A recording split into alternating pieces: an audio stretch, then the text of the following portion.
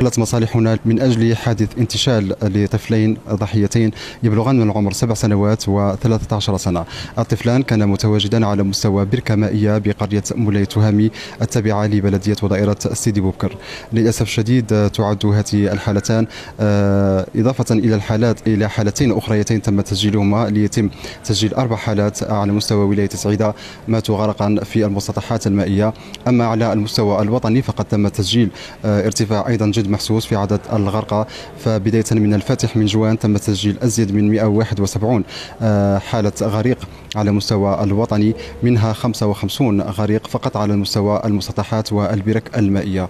ومن هذا المنبر لا يسعنا سوى توصية الأولياء وكل الوالدين من أجل عدم ترك أبنائهم في مثل هذه الأماكن الخطرة وتفقدهم تقليلا لضحايا آخرين.